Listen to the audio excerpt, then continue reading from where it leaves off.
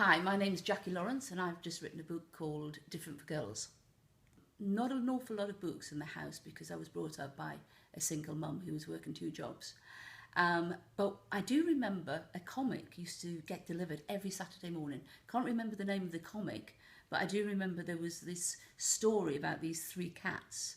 One was Drag a Chair Pusscat. The other one I think was Never Hangs His Coat Up Pusscat. And the other one can't remember. And I was probably about 5 or 6. I remember I actually didn't start school until I was 5 because we didn't then.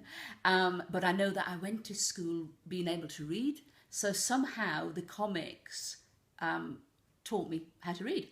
And they used to arrive every Saturday morning, and I used to be waiting at the doorstep for the delivery man, the postman, to bring me this comic. And it used to last all week, and it was just a glorious world into cats who could do strange things.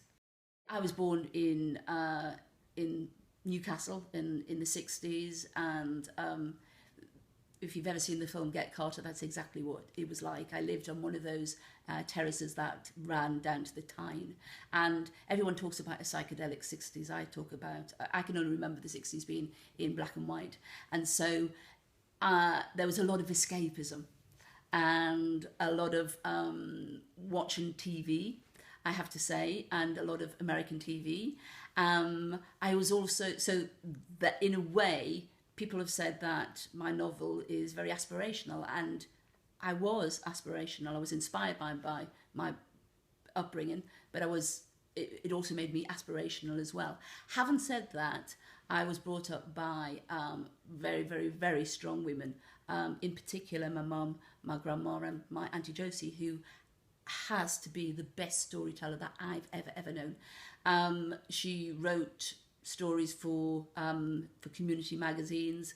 She did A-level English when she was 70. She had a rich imagination and an incredible memory for incidents that happened in the family, and then would recall them and make them incredibly humorous. And I was also inspired by the psychogeographic nature of the Northeast, and some of those scenes that informed my childhood. There's a scene in Bamborough.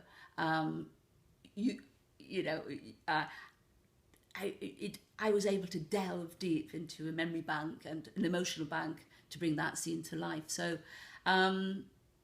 yes, I would say it was probably the most important aspect of my becoming a writer, the influence of my childhood. Also, I knew very early on that I was gay. My first crush was Valerie Singleton on Blue Peter. Now that's, I was probably only about 7 or 8 then.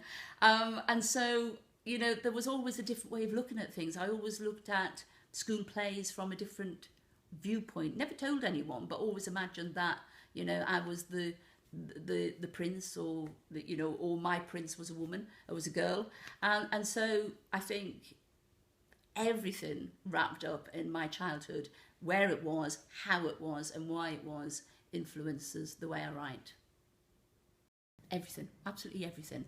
From television soaps, love soaps. I think someone once said that Charles Dickens would have been a soap writer if he was alive today.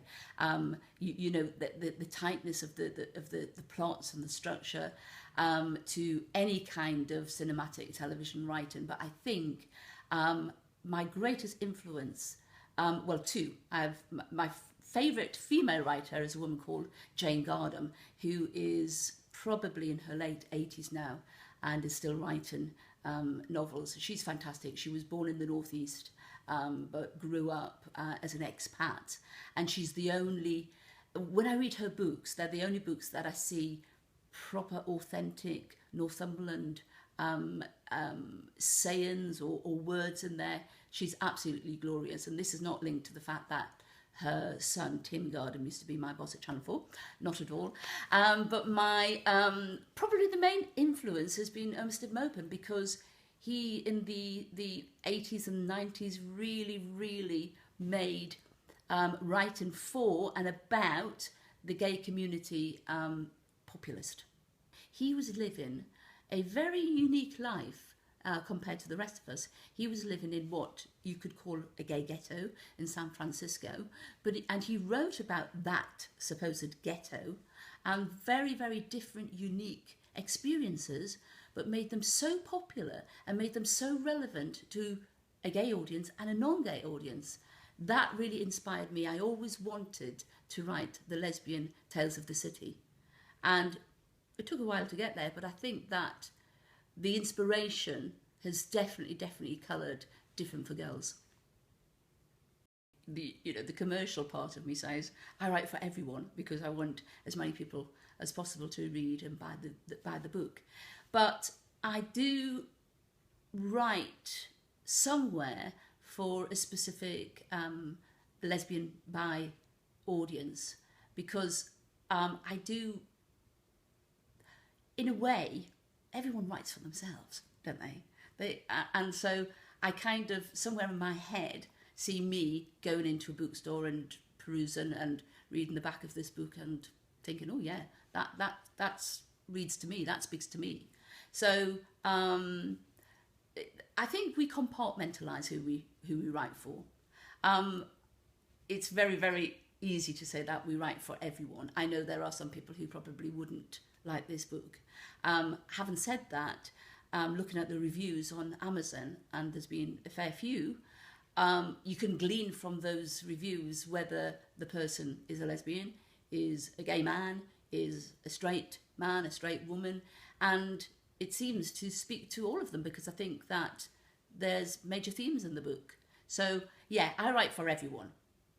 In many ways, actually, it helped me use my imagination. When you're developing proposals for character-driven narrative documentaries, you have no idea what's going to happen. You start filming, you've identified your cast list, and it goes. You kind of vaguely know the story that you want the documentary to tell, but before then, you have to write the proposal, and you have to make up the story. You hope that X is going to go to Y, and that W is going to happen. And so you write an imaginary television script, and it either follows the script or it doesn't. And usually it doesn't, but it makes a much better television program. So you have to use your imagination straight off. The other way that television helped me was that it helped me structure. When you're telling a story in 50 minutes, which is the average life of the hour-long documentary, you have to be very, very structured. You have to be very, very disciplined.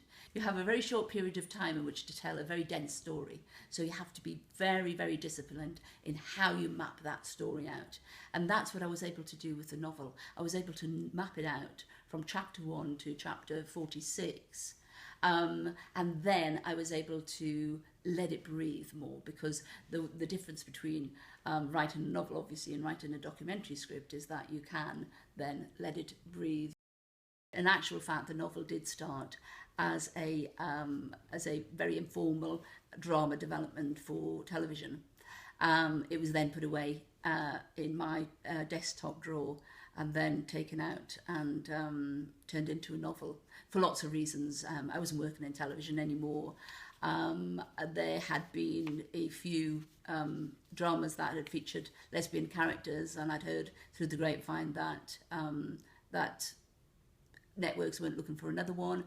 And that said, it's very definitely episodic. I very definitely consciously wrote each chapter with a cliffhanger or a question, or in some cases something kind of rhetorical or funny. So yes, it's very, very definitely structured as a television series. It also features an ensemble cast, which I think lends itself very, very definitely to television. So in actual fact, at the moment, a few people in America and the UK are looking at it as a television project. And somebody very, very recently suggested it could actually be a movie as well, which I'm rather open to. It's the first in a series of novels, so there's definitely fuel there for the characters and further stories for it to be taken to more than one series. So yes, it started off as a TV project, it became a novel, but I'm very, very hopeful that it's going to end up as a television project or a movie. I have written since I was a young girl. I've written for school magazines, I've written short stories for myself, I've written for university magazines, I've written for national newspapers, I've written documentary scripts, I've actually also written some drama scripts, but nothing compares to actually seeing your first book in print, to see how the covers manifested itself, to see those incredibly generous quotes that people have given it, to actually see how your chapters manifest themselves. I'm getting excited now just looking at it. Hopefully there are going to be more books, but nothing will compare to seeing this for the first time one late night at the beginning of March last year. And every day I still look at it. I mean, you know, it's naff as it sounds. I have one on my bookshelf and I look at it every day. I would say, first of all, write, and write. Don't give up. And if you don't get a publisher, then self-publish yourself. There was a time when I was at Channel 4 and Sky, to a certain extent, when documentary makers who couldn't get their programmes on air, couldn't get them commissioned, would actually go and make them themselves. They would raise the money. They would sell their kidneys, they would sell their mothers, they would sell their cars, they would do anything in order to raise the money, and they would make these documentaries, they would make these films themselves. And then they would have them released, say, on the festival circuit, or they would go straight to video. Sometimes the television networks who'd rejected them would buy them back. Now, publishing is a bit like that now. There's self-publishing, there's independent publishing. This book started off as an ebook. I published it myself, and then I did find a publisher. But a lot of cases, a lot of you won't find a publisher, but that doesn't stop people reading your book. So write, have an editor, and then self-publish. And just don't give up, because ebooks are becoming more and more and more popular, and people will read your book. So just don't stop. So we've been talking to you this morning, Jackie. Why are you wearing that hat? Yeah, indoors on a very hot summer's day. You're right to ask that question, Martin. The reason is that, like a lot of writers, I write at home. And this house, which is very quiet at the moment, is normally filled with at least 2 children. So I've got this code, because basically they normally just run in and ask me any questions, or, you know, hang on me or whatever. But if mummy's wearing her writing hat, that's when they have to be quiet. So whenever I go to write, I put the hat on, and it's a visual clue that they're not to interrupt me. Does it work? Not always, but they're learning. They're learning the motif, as it were. So yes, so this is my writer's hat.